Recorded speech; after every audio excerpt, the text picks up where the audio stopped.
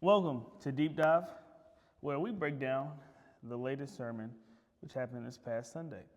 It's called Are You a Secret Believer? Coming from John 19:38 through 42.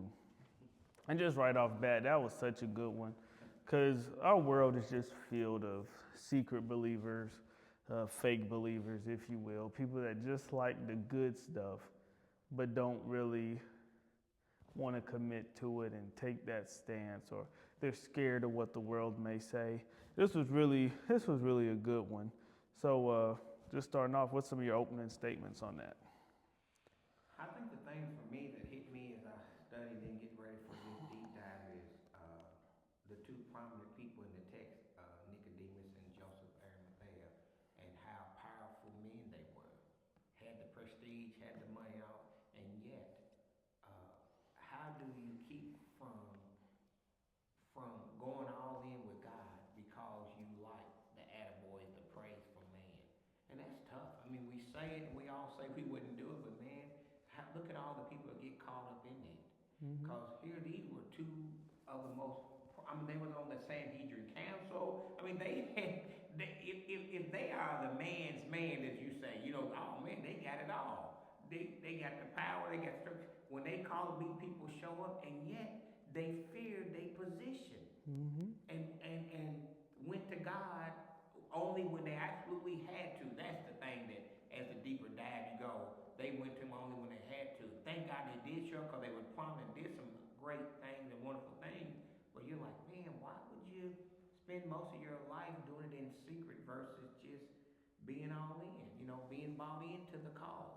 I think we just talked about it this evening in Bible study, having that true kingdom perspective.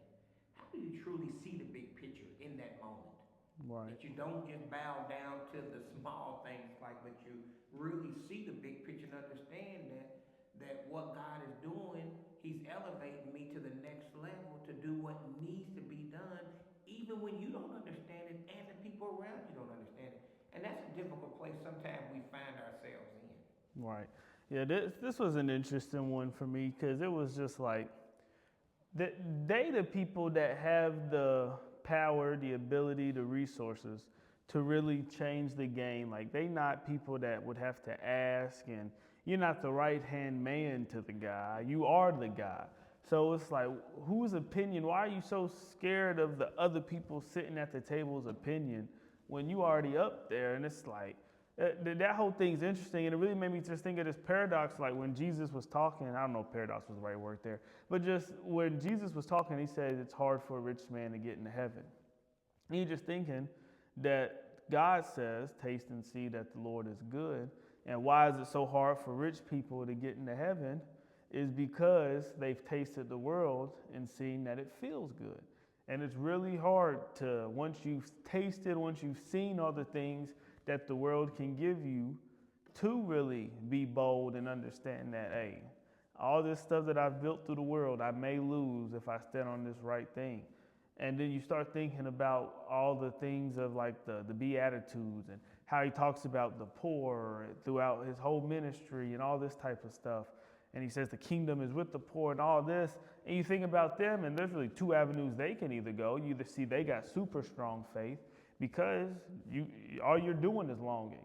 So it's not foreign for you to long for the kingdom because you ain't got nothing here to long for. So you're longing for there, but then you also see the people that they want the world so bad that they'll be willing to do whatever to achieve it. So just because you're poor, that doesn't mean you're going to make the right decisions. So then it really just comes down to, how do I get my heart right so that if I start off poor, if I start off rich, if I fall, if I rise, and all the in between scenarios, how can I make sure throughout the whole course my foundation is Christ? So I'm never secretive about it. I'm never coming to him at night. I'm never hiding it. I'm who I am at 12 o'clock noon and 12 o'clock midnight. I love Jesus at both times.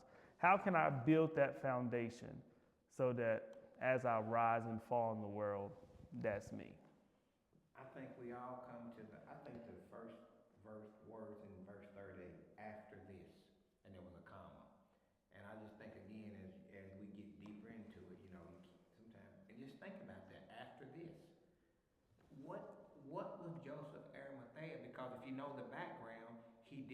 he didn't agree with the Jews. He didn't uh, think the way they thought about Jesus. So he was totally against it. But why did he not step up to the plate? Why did he wait until after this? Look at this. We're talking about now. He done died. He done, been on the cross, and Gary take him down from the cross. So then he goes to Pilate and asks for his body. After all that, so why didn't you step in prior? So I just think, and that's the difficult thing of what you just asked, whether you're rich or poor and all that. We all have an after this a moment. And sometimes you look at that after this, after all the things that happened, then I come to the realization. And man, sometimes that's tough. You would think that you're already here and there, that you wouldn't have to, but look at the things that we've all had to go through and deal. Yeah, I heard someone break it down. This was interesting. I'm just going to read it real quick just to make sure anyone that hasn't watched the sermon, which you should. If you haven't watched the sermon, pause it and go watch it. But if you didn't pause it and go watch it, here's the scripture.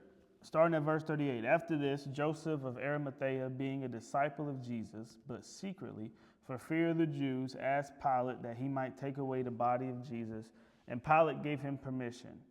So he came and took the body of Jesus. And Nicodemus, who at first came to Jesus by night, also came, bringing a mixture of myrrh and aloes, about 100 pounds. Then they took the body of Jesus, bound it in strips of linen with the spices, as the custom of the Jews is to bury. Now in the place where he was crucified, there was a garden, and in the garden a new tomb in which no one had yet been laid. So there they laid Jesus because of the Jews' preparation day, for the tomb was nearby. And that's interesting because the Bible calls him a secret disciple. So he believed Jesus, but he just was so scared of losing his position that he didn't do it. And that makes us think, because he'd been preaching about how the other disciples scattered and were gone. But here he shows up in this moment. And I just think it's this interesting thing because it's easy to bash the disciples, the standard disciples, the disciples that was with him. But it was like, man, they did all these things with him. And in that very moment, he's actually dead. Like, he said he's going to come back, and he spoke all these things. But in that moment, the person you've been walking with, seeing heal, seeing bring another person back to life, you've seen all these miracles, and he's actually dead in this moment. So you're scared to death. Well, this guy, he hasn't been seen. He hasn't been around. So it's like, man, this may be my only real opportunity to do something publicly for Jesus. So I just think it's a different type of thing of, I live my whole life with, not my whole life, but I lived these last 3.5 years with Jesus openly. I really don't know what's going on. Plus, not even just that, they lost the best friend. You wouldn't just be out and about screaming, hollering if someone you spent every day with for 3 years died. Like, there is going to be some mourning. So that's a piece of it. And you just head full of emotions. So when we're thinking about this, it's like, at least he stepped up in this moment because he didn't know what was coming. And I think for us, we really got to understand, we got to let our past go. Up until this point, I may have been a secret believer. But with the way the world's going, there's so much opportunity for us to come up and stand up and be bold for Christ in this day and age. What is our after this? Let's not keep waiting. Let's not keep pushing. Let's step up now so that we can be seen. Drop the past. Joseph didn't let his past stop him from doing this. So that's one of the things I just want us to be free from. Your past is your past. You could have been a secret. You could have done whatever to stay in position, but you have an opportunity to get it right now and be bold for Christ. So I guess really, how do we break the fear of people? Because that's really what it comes down to. I don't think anyone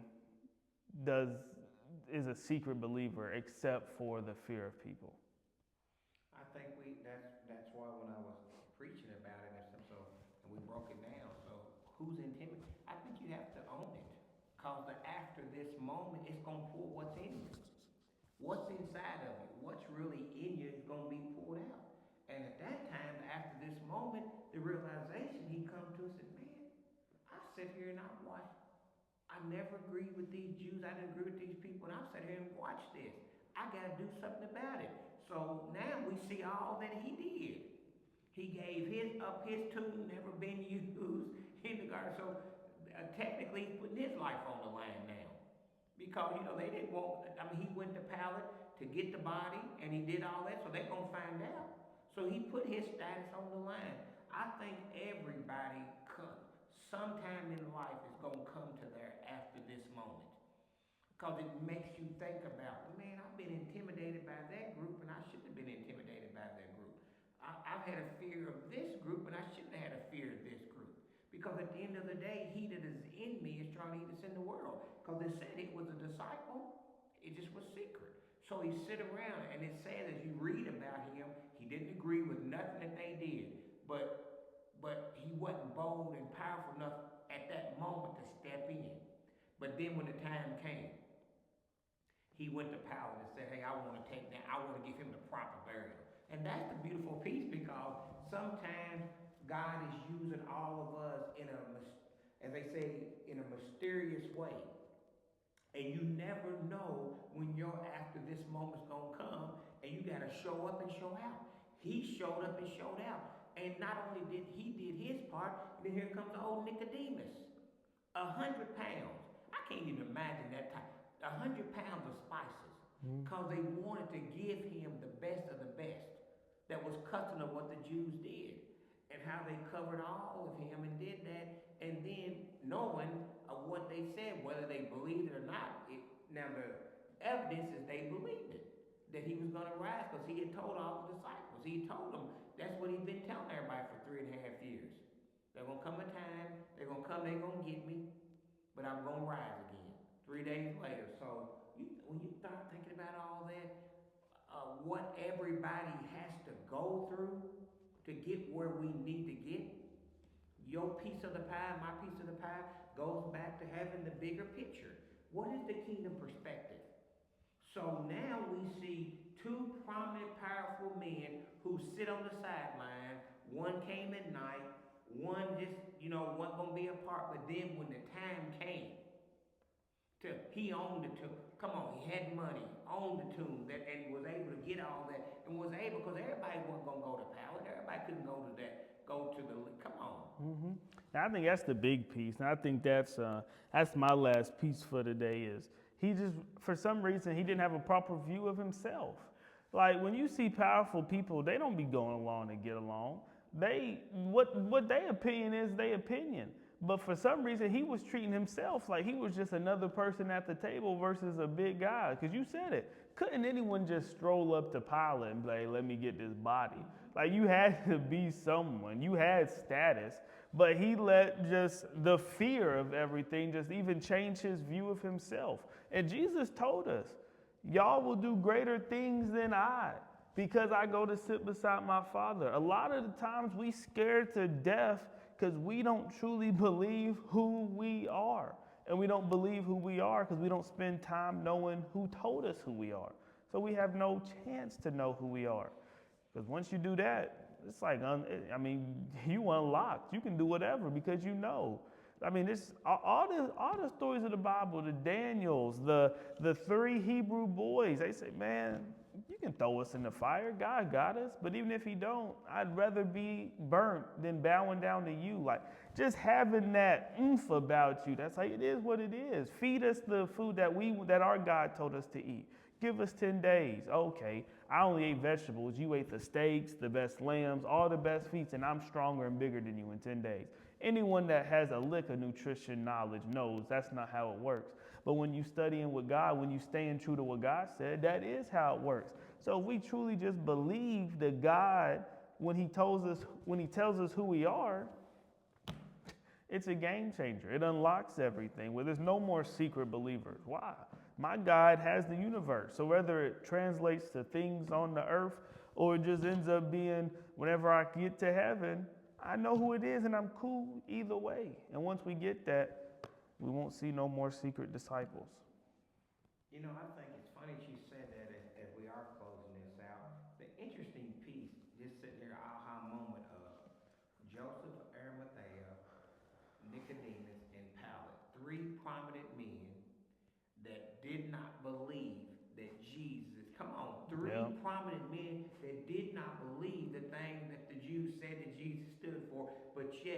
and this is wow, but they love their status.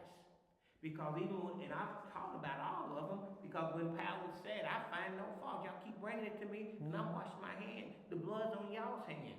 But he still let them go on and do But it. he still let them do it. You see what I'm saying? Yeah. Because it was the divine plan, the bigger picture, a part of that disappointment. The Good Friday had to come in order to have a resurrection Sunday. And I think sometimes we just, the disappointments, the discouragement, the things we have to go through, we won't look at the disciple, we won't look at these three men, and yet then we look at our lives, you know. What have we had to go through to endure to figure out what God is doing in our lives? Yeah. Well, guys, that's another episode of Deep Dive right there. You heard it. Don't be a secret believer. Get out there and stand on the truth. And one of the reasons we can't stand on the truth is because we don't know the truth for ourselves. So get in your word, read it daily. Don't just read it like it's a book. Pray and ask God to open up your eyes and open up your mind to understand what you're reading, so you can truly be transformed and you can be a bold believer, a bold disciple, and no more in the secret and in the closet. We love you, and we'll see you soon.